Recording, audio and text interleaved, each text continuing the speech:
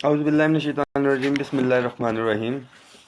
तमाम दोस्तों, भाइयों, साथियों को अस्सलाम वालेकुम। उम्मीद है खैरियत से होंगे।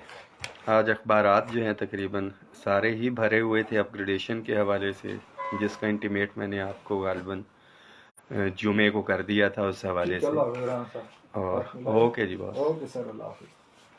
स्टिल अभी भी ऑफिस में हैं। तमाम वेन्यूज़ वगैरह आपको बताया था, ट्रेनिंग हो रही है। और पूरे पाकिस्तान से 1,21,000 हमारे सरकारी मुलाजमीन ही हैं जो इस सेंसस के हवाले से जो है करेंगे।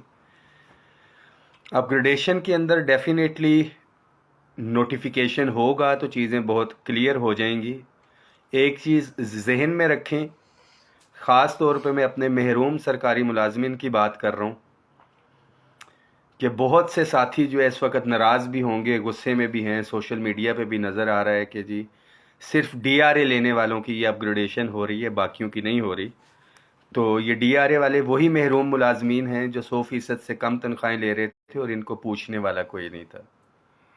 जो भी रिलीफ मिला है अल्लाह का शुक्र है, मगर बहुत वाज़ेह है कि जो एक कमिटमेंट थी इसके अंदर कि अगला स्केल तो दिया जा रहा है पर्क्स एंड प्रिविलेजेस के साथ, क्योंकि जब एक टाइम स्केल जो है वो पर्क्स एंड प्रिविलेजेस के साथ जो ज़ाया होगा तो हमें तमाम वो अलाउंसेस वगैरह उसके साथ लेने हैं।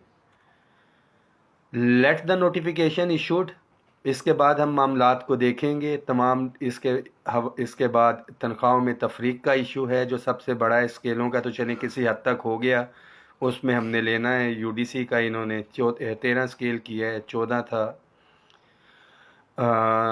असिस्टेंट वन टाइम 16 तो हो गया। जितने भी हैं हमारे महरूम जो भाई हैं, और इसके भी हमने अलाउंसेस जो है लेने हैं, ये भी जहन में रखें।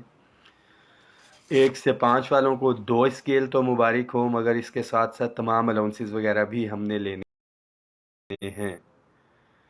ज़रूरत पड़ी तो इसके लिए हमने निकलना है। और ये चीज़ तो वाज़ेह होगी आपको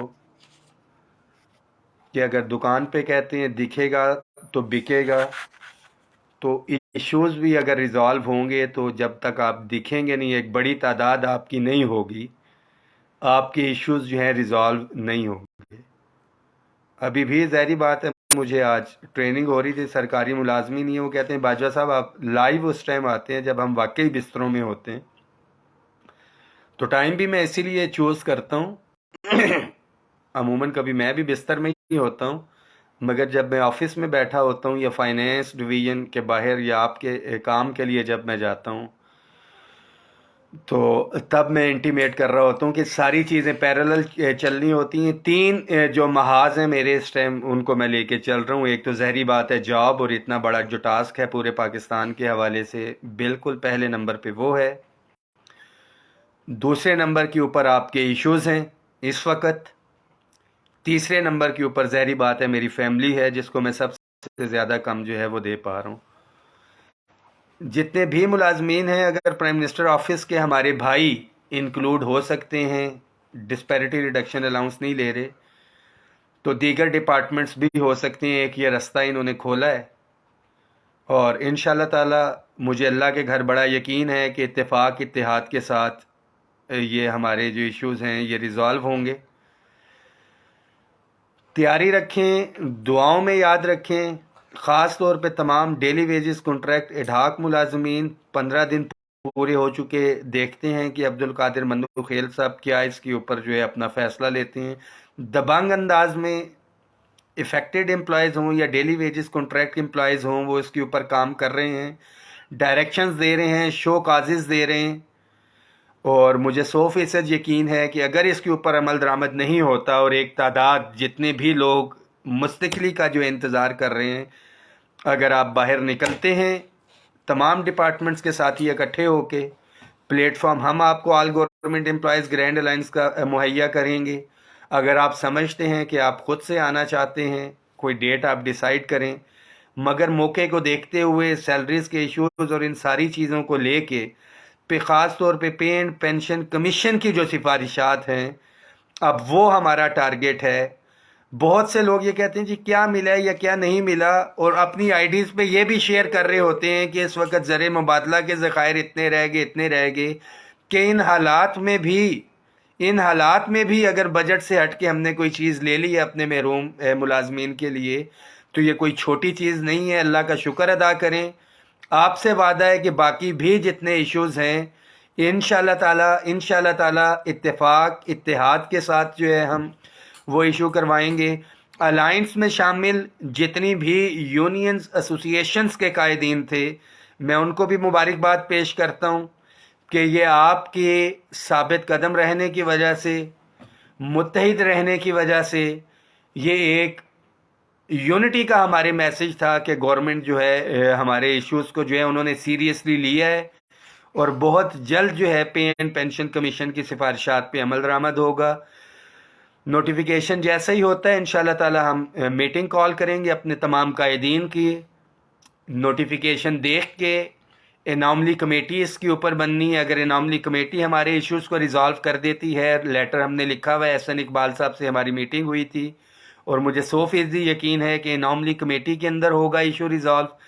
اور اگر نہیں ہوتا تو اس سمری کے اندر ہے کہ اناملی کمیٹی جو ہے سفارشات دوبارہ سے وزیر اعظم کو بھیجیں گی. جسٹ واچ اینڈ سی. تیاری رکھیں کہ اگر سکیل مل سکتا ہے آپ کو جو سب سے مین چیز تھی تو الاؤنسز بھی مل سکتے ہیں. تیاری رکھیں. بہت جلد ایک دفعہ پھر سے یا تو ہم حکومت کے حق میں کنونشن کر رہے ہوں گے، ایشوز ریزالو ہوتے ہیں، نہیں تو بہت بہت بہت مجبوری کے تحت ہمیں باہر نکلنا پڑے گا. خاص طور پہ ایک دفعہ پھر سے جو وفاقی سیکریٹریٹ کا جو ایگزیکٹو الاؤنس تھا، میں نہیں بولنا چاہتا مگر میں پھر یہ کہوں گا کہ سب سے زیادہ نقصان شاید ان افسران کا ہوا ہے جو ریاست کے حوالے سے اس میں اپنی وفاداریاں کہہ لیں کہ یا اپنے قلم کا انہوں نے استعمال کیا. اگر 50% کٹا ہے تو ایک فیڈرل سیکرٹری کی میرے خیال میں 1 لاکھ روپیہ تنخواہ کم ہو گئی ہے. ہمیں دکھ ہے، افسوس ہے.